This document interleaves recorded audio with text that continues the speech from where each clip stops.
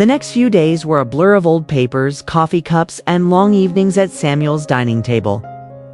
Margaret had turned the spare bedroom into a temporary archive, stacking shoeboxes of letters, photographs, and legal documents. Every night, she and Samuel pored over them, looking for even the faintest hint about the mysterious baby in the photograph. But the search proved harder than they expected. Most of their parents' close friends had either passed away or lost touch decades ago.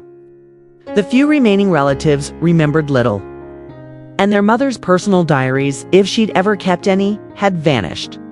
One night, as Margaret sorted through a box of her father's tools, she found a small brass key wrapped in tissue paper.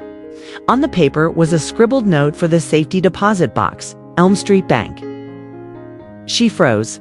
"Sam," she called. "I think I just found something." They drove to the old Elm Street Bank the next morning, snow crunching under their boots. The building's brick facade looked unchanged since the 1960s. The bank manager, a man in his 50s with kind eyes, checked the records.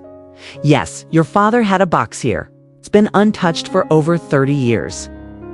When they opened it, the stale scent of paper filled the air. Inside were 2 envelopes, a faded birth certificate, and a letter addressed to Margaret and Samuel, 4. When the time is right, Margaret's hands shook as she unfolded the letter. "My dear children, there are things I never had the courage to tell you.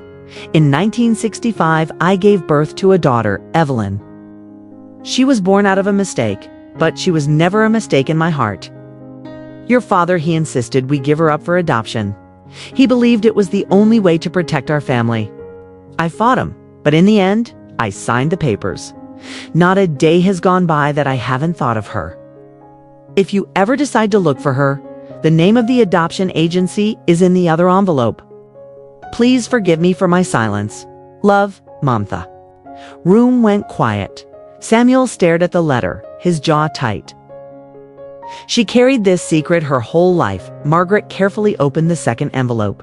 Inside was a yellow document with the name Haven Ridge Adoption Services. Dated October 12, 1965, there was also an address in Portland.